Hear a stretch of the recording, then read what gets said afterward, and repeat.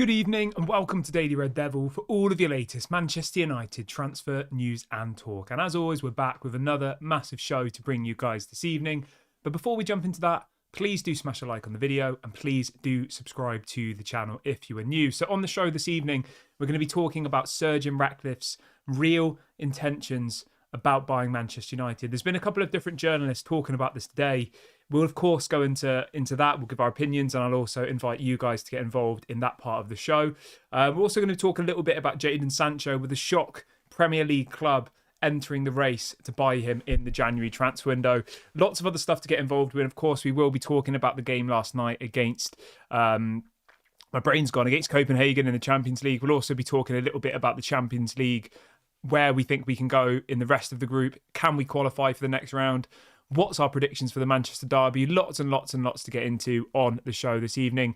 Please do make sure to smash a like on the video. Please do subscribe to the channel if you're new and get involved in the comment section, in the live chat, and let me know your thoughts on everything we discuss on tonight's show. Okay, so let's start the show off with this story about the Manchester United takeover and also about Sir Jim Ratcliffe. So a couple of different journalists have been speaking today, one of them being Ben Jacobs, and they've been talking about what the real intentions are for Sir Jim Ratcliffe. Now, I know that most of us in the fan base think that he's just doing it for, one, either money, or two, either the prestige, that, you know, the ego thing to say that he owns a piece of Manchester United and that he's not actually going to come in and do anything.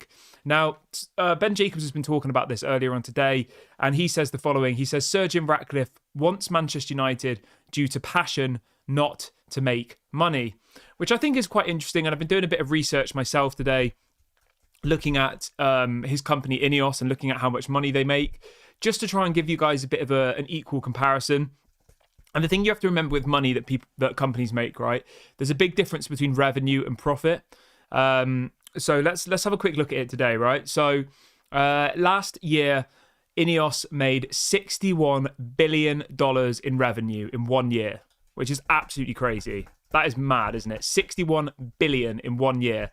If you want to compare that with Manchester United, Manchester United's revenue for last year was 640 million.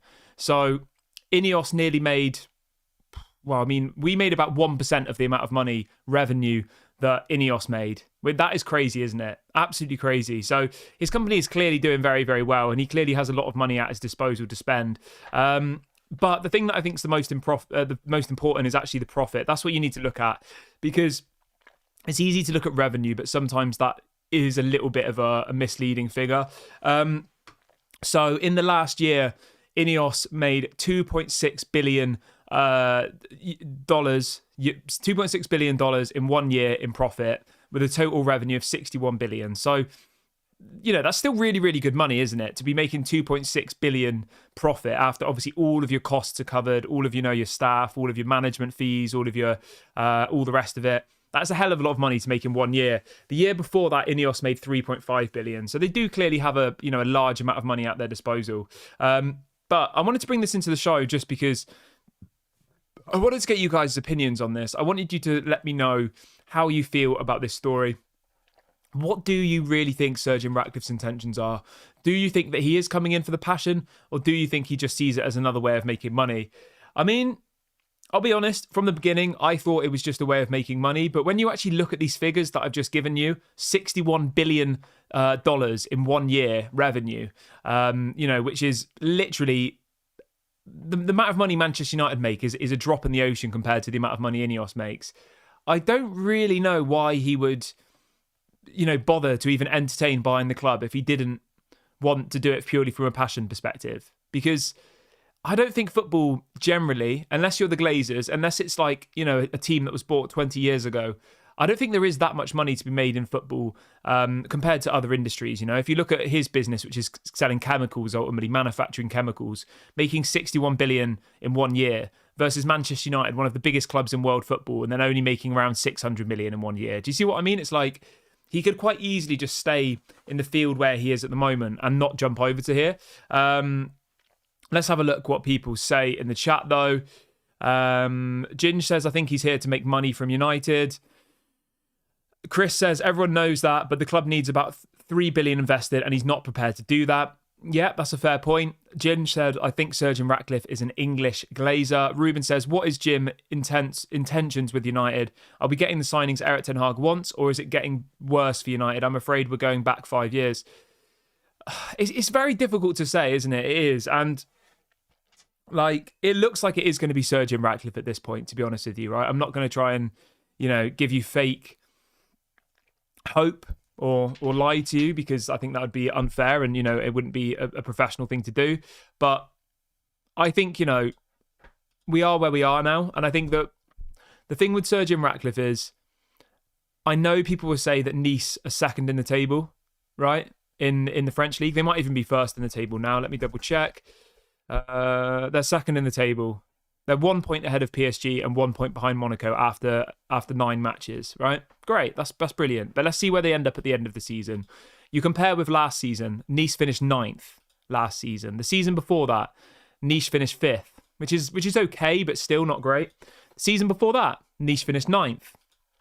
The season before that, they finished 5th. Season before that, they finished 7th. I mean, it's not great, is it? The season before that, they finished 8th. And then you go back to 2016, which was just before Sergeant Ratcliffe took over Nice. They finished 3rd. Season before that, they finished 4th. And the season before that, they finished... Do you see where I'm going with this? So I think for me, it's more like, I know he's had a good track record in cycling. I know he's had a good track record in, with Mercedes and Formula One. But I'm just not sure that unless he's going to come in and... bring in the best people in class. He's going to bring in the peoples like Paul Mitchell, the Ralph Ragnicks, those types of people. I don't see it working for me personally, but we are where we are now. Mohan says it's not money, it's fame. I agree with you actually there. I actually agree with you. I don't think he's doing it for money. I think he's doing it for his ego, for his legacy. And I 100% agree with you. And that is what I think his intentions are, okay? We can read all of these stories from journalists saying that, Sergeant Ratcliffe is doing it for passion. I'm just going to get a poll going, actually. Why does Sir Jim want United? So we're going to go to make money. Everybody smash a like on the video quickly and subscribe. I'm just making a poll for you. To make money for passion / bring United back to top. I'm just setting up a poll. Everybody smash a like on the video. And the last one can be or his legacy / ego. Okay, right. So the poll is set up. The question is, why does Sir Jim want Manchester United? You've got 3 options to pick from. The first one is to make money, so he's purely doing it from a financial perspective. The second one is for passion, to bring Manchester United back to where it should be. Or the third one is for his legacy / ego. And I'm going with the third one. I think it is for his legacy. I think it's for his ego. I don't think he needs to make any money, and I don't think he would be buying Manchester United if he was trying to make more money out of this business, out of this club. So I don't think it's that. I genuinely don't think he's doing it to make money, because I think there's way more profitable areas that you could invest money in this current day and age than football at this moment in time. I don't think he's doing it. I'm sure there's a slight bit of for passion, but for passion means literally throwing the checkbook at Manchester United, buying a new stadium, building a new stadium, it's probably going to cost you upwards of 10 billion, I reckon, to get Manchester United anywhere near Man City, in my opinion, by way of, the infrastructure, by way of the stadium, by way of the training ground, by way of the players, all of the stuff around it, obviously clearing the debt. Let's see what everyone's saying in the chat. Daz says if it works, he will go down with the history of the club. If he is a fan, that will mean a lot to him. I do think he will get them out eventually. Fair enough. Mohan says he's doing it because he loves your channel. Well, I'm sure that isn't the option, but maybe. Jihan says I'm still hoping for Qatar. I want nothing to do with Jim Glazer. If he has that money to buy the whole club, this is all about his ego. Look at me, I own Manchester United. I 100% agree with you there. I 100% do. For anybody who's joining late, we've just been looking at the Ineos, accounts for the last year.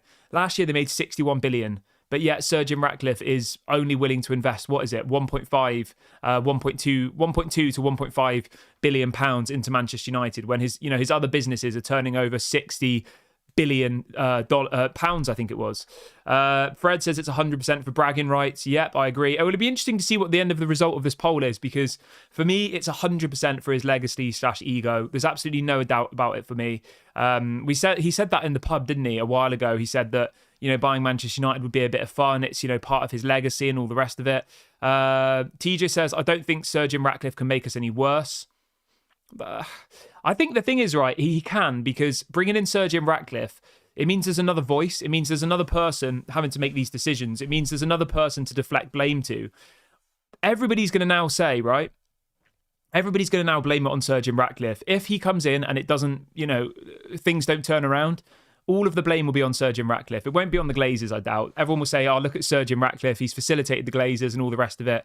And it will just go on and on and on like that. Paul says, I heard an interview with someone who knows Sir Jim Ratcliffe, and he said United can support themselves with their own revenue and it's about making money.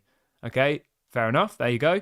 Daz says he outsmarted Qatar. He is a really smart guy. I agree with that. I mean, to have a company that's turning over 61 billion in a year. I mean, no matter what you think of this guy, he's clearly a very, very clever businessman. And I think that this isn't a business decision. This isn't him seeing something and thinking, right, if I go into Manchester United and I throw the checkbook at it, I invest, $10-15 billion in 5 years' time, my investment will be worth this much. I don't think he's looking at it like that. I think he's just looking at it purely from a perspective of, he walks in, he'll have his name associated with the club for history. For the rest of our lives, for the rest of eternity, Manchester United will be associated with Sir Jim Ratcliffe. The same reason why I don't think the Glazers wanted to sell. The same reason why I think that they want to hang on, because it's all part of their legacy. The Glazers have nothing other than, their team in the NFL and Manchester United. They're not, successful business people otherwise. They inherited all their wealth from their family. At least with Sir Jim Ratcliffe, he's all of the wealth that he's generated has been off his own back. Luke says, Kieran, why are United fan channels turning on Erik ten Hag? We've won 3 games on the bounce. I don't know who you're talking about, mate, but I'm not going to turn on Erik ten Hag. I said this to you before, guys. Even when we were literally in an absolutely terrible moment, I'm not going to turn on Erik ten Hag. I think there's way more problems that we need to look at before we start pointing the finger at Erik ten Hag. And I think that turning on Erik ten Hag is just a lazy... it's just lazy reporting for me, I think. We know that Erik ten Hag is not the problem. For me, he isn't. When you look at that squad that went out last night, right? Look at our defence to start things off, right? You've got Dalot. Dallow's okay. He's average. Let's be real here. Reguilon is average. Maguire is average. Varane, I think, is world class on his day, but it's definitely starting to go downhill. Let's be honest. He's 31. He's injury prone. He can only play 1 game a week. McTominay, average. Amrabat, in my opinion, so far has been average. I wouldn't keep Amrabat at the end of the season from what I've seen so far. Anthony, average. Bruno Fernandes, world class on his day, but has been average this season. Rashford, world class on his day, which is very few and far between. Otherwise, pretty average. Rasmus Højlund, I'm not going to say he's average because he's 20 years of age, but I think at the moment, he's not a world-class striker, let's be honest. Rasmus Højlund is not a world-class striker as of today, but I think in 2 or 3 years he will be. When you look at that squad, right, you look at the people who are injured at this moment in time, you're missing people like Luke Shaw, very, very important players, and then you look at our bench. Our bench is slowly getting better and better. We've won 3 games in a row, okay? We beat Brentford. Incredible result, that one. I know it's Brentford, people will say, but Brentford are a hard side to beat. We beat Sheffield United, again. Wasn't the best performance, but we got the result. Last night, I think we deserved the result. I do. I think in the second half, we were really, really solid. I think in the first half, we were terrible. But in that second half, we should have had 3 or 4 goals. And I'm not going to turn on Erik ten Hag. I'm not. I don't think there's anybody else. We've got a super chat coming in. Says Saijoy Mohan Bagan. It's a football club in India. Well, thank you for your super chat, mate. Thank you very much. Richie says Ineos have top people in place that will only benefit the long-term structure of Manchester United going forward. I agree with you on that one. I do agree. And I'll say this to you now, right? I'll say this to everybody here and now. If Sir Jim Ratcliffe was buying 100% of the club, I would be okay with it at this point. I would be. I would have no issue with it. I'm not like this person that's so in love with this Qatari dream that anything but that is, the end for Manchester United. I just think that that facilitating the Glazers is a problem for me. That's why I'm a bit upset about it. If Sir Jim Ratcliffe was buying 100%, I would be happy with it. I would have no issue whatsoever. And I think that would be better for everybody, wouldn't it? Let's have a look what people said. Luke says Dalot won us the game the other day. He did, yeah. He did win us the game the other day. But let's be honest. Do you really think Dalot is a world-class player? I don't personally. I don't. I think he's a good player. I think he's okay. But I don't think he's world-class by any means. When you look for the spine of our team. Erik Ten Hag, number 1, says, I'm keeping Amrabat, but not Sergio Reguilon. Yeah, I mean, Reguilon's injury prone. He played 11 games for Atletico Madrid last season on loan, out of a possible 60, because he was injured for the rest of the season. Manchester United should have known that he was injury prone and not gone anywhere near him. Rajat says, give Anthony at least 1 more year, if not 2. Yeah, 100%. Anthony definitely deserves at least this season, if not 1 more. But let's all be clear here. From what we've seen so far, Anthony has been average, hasn't he? He's very average. He's got 2 things in his game. He either runs at the defence, turns around and passes it back, or he runs at the defence, goes on his left foot and shoots. That's all he does. He doesn't cross the ball. He doesn't really link up the play. He doesn't really, create space or anything. He just gets the ball, either runs at the team, slows the game down and passes it back, cuts inside and shoots. That's all he does. And I just think that it's easy to point the finger at Erik Ten Hag and, people saying that, they're unsure about him and all the rest of it. I just don't buy into it. I think Erik Ten Hag has, done so much for this club since he's been here in 1 year. He got us top 4 last season. He won us a trophy, the first trophy in 5 years, and I think that he deserves a lot of respect. TJ says, give Erik Ten Hag the same amount of time that Arteta received and he will succeed. I 100% agree. Ishmael says, do we need world-class players to be a better team? Who's world-class in Tottenham Hotspur? I honestly would say that Tottenham Hotspur's side is way better than Manchester United. I genuinely would. Let's have a look at Tottenham's side really, really quickly. I think it's an unfair comparison, I think Tottenham have had some good players and do have some good players, right? Let's compare the Tottenham side with our side at the moment, all right? The goalkeeper, I don't really know that much about, but the fact that they're not conceding goals, I would probably take their goalkeeper over our goalkeeper. Romero and Van der Ven, I would probably pick Romero and Van der Ven over Maguire and Varane, to be honest with you, purely because, both of them are a lot younger, aren't they? Van der Ven's been one of the best signings of the season so far. 22 years of age, unbelievably fast, very strong, very tall. I think he's going to be one of the best centre-backs in world football. Romero, 25 years of age, just won the World Cup. I think he's a quality player. You go into their midfield, Højbjerg and Sarr. Sarr's been unbelievable for them this season. Højbjerg is a reliable player. I would pick Højbjerg and Sarr over Amrabat and McTominay any day of the week. You go to their attackers, James Maddison. Obviously, Bruno Fernandes has been incredible for the last few years, but at the moment, James Maddison is levels above him at this current moment in time. Kulusevski, yes, he's not the most, glamorous player, but I think he's a lot better than Anthony. Richarlison, I don't know about Richarlison. And Son, I think Son is unbelievable. I would say Son's world class. And I think they do have a better squad than us. They do. And the thing is, right, the thing you have to look with Tottenham is a lot of these players, know each other. And even when you look on their bench, they've got some good people. They've got Perisic, they've got Basuma, Bentancur, they've got some other decent players. Let's see what else people are saying in the chat. Lumen says, Kieran, given time to manager, if he shows positive developments, Arteta never had favourites. The thing is, right, though, I get all this thing where people get upset about the favourites and all the rest of it, but who is it that's, that you really want to see that's not being played? Let me know, because I'm happy to have this conversation. I'm more than am, but I just think that it's a really, really obvious argument that people always say, like, oh, he has his favourites. He has his favourites. Let's look at the squad from last night, okay? There isn't anybody in the defensive area that you could change. Onana, what, you want to get rid of Onana and play Bayinda? Okay, if that's what you want to do, that's up to you. Reguilon, there's no other left-backs. He's the only option. Maguire and Varane are clearly our best centre-backs. Dalot is clearly our best right-back at the moment because we don't have another right-back. Amrabat and McTominay last night. Well, Casemiro's injured. Maybe Eriksen should have started instead of McTominay, maybe. But then people would say, McTominay scored 3 goals in 2 games, why is he not starting? Rashford, instead of Garnacho. The thing is, right, I love Garnacho. I think he's an incredible player. I do. I love him. But I'm never really that convinced when he starts football matches. I don't think he ever is that good when he starts, personally.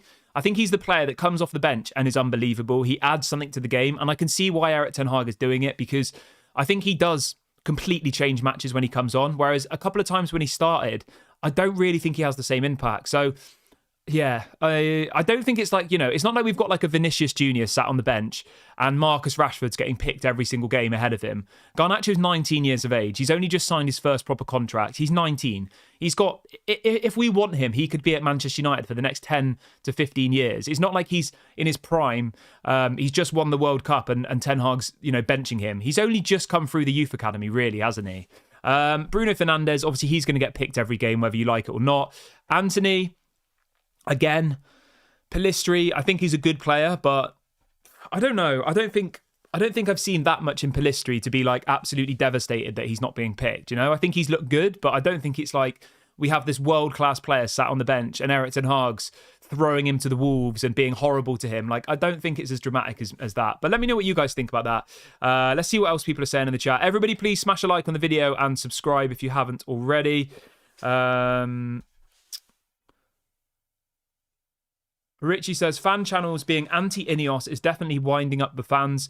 People have to accept he's the chosen bidder, get behind them and forget Qatar. It was never happening. That's fair. I literally just said that a couple of seconds ago. I said, if Sir Jim Ratcliffe was buying the whole club and Ineos, I would have absolutely zero issue with this whatsoever. Let's have a look. What else have we got?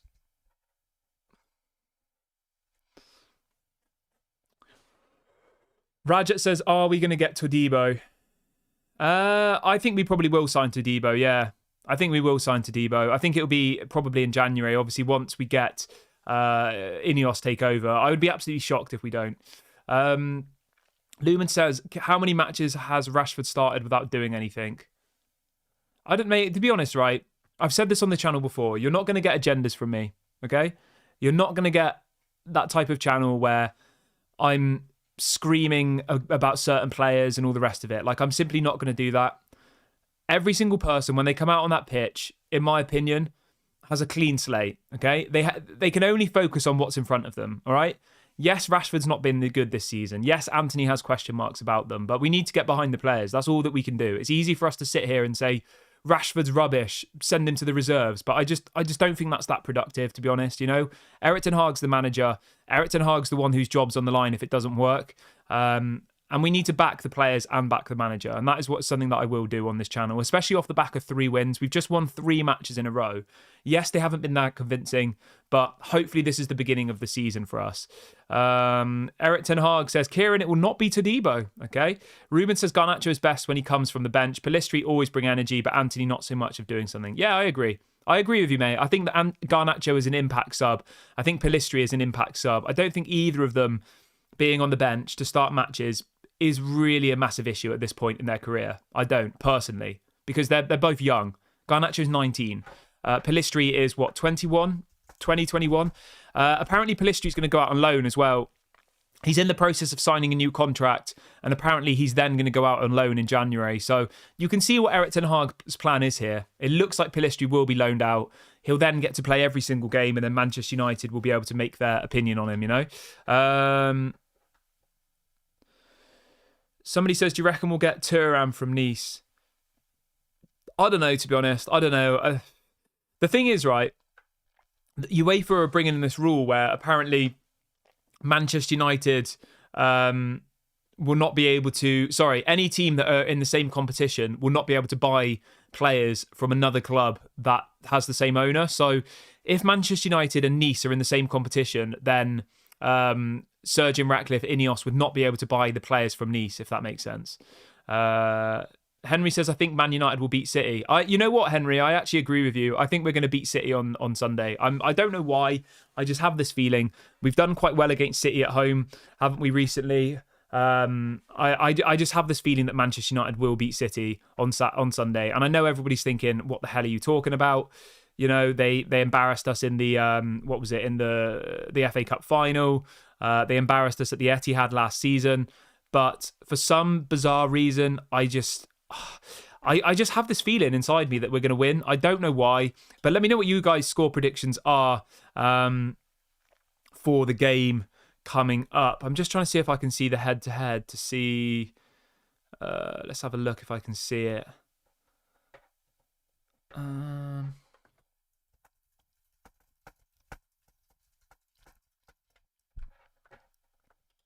right, let's have a look. Where are we? So last season we beat them at home 2-1, and then we lost 6-3 away. The season before that, we lost 2-0 to them. Season before that, we won 2-0. Like, Manchester United at home to Man City, I think we're going to get a result. Maybe I'm deluded, whatever. That's just me being, positive about it. Lumen says, are we forgetting our performances for the 3 points we get? The thing is, right, what would you prefer to have? Okay? What would you prefer? Would you prefer to play beautiful football and lose every single game? Or would you prefer to play the football we're playing at the moment and see out results? That's the question I have to ask for you. Because last season, let's be clear, yes, we got third. Yes, we won a trophy. But the football was poor. It was. The football was not very good. But everyone was happy, weren't they, at the end of the season? Everyone was saying Erik ten Hag's bringing us back to the top and all the rest of it. So that's the question I have for you. In fact, I will set up a poll quickly. Let's start up a poll. Why not? Everybody smash a like on the video and subscribe if you haven't already. Bottom right-hand corner. What would you prefer? Beautiful football, but win nothing.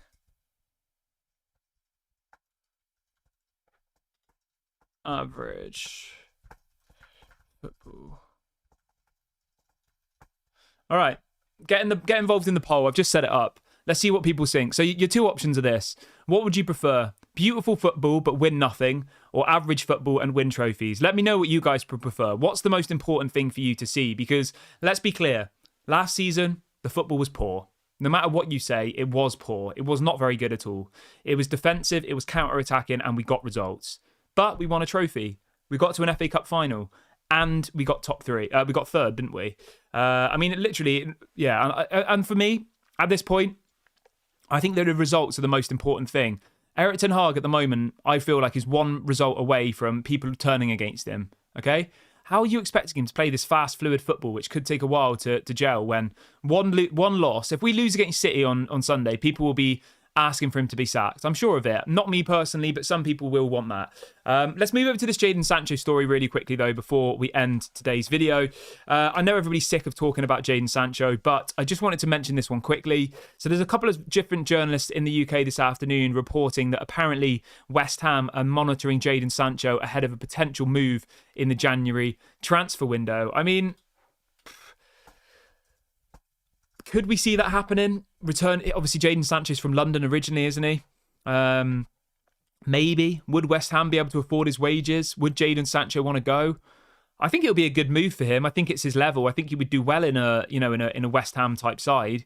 Obviously, they were looking at getting Lingard, weren't they? He was training there, but it looks like he's now going to be going to Saudi, I think. Obviously, qatar has got these gambling charges against him, which we're not sure what the outcome of that is going to be. But there is obviously this potential that, Lucas Paquetá, who's ultimately West Ham's best player, will be banned because of these betting charges. Obviously, they've just announced that Tonali is going to be banned for 10 months from Newcastle for betting charges.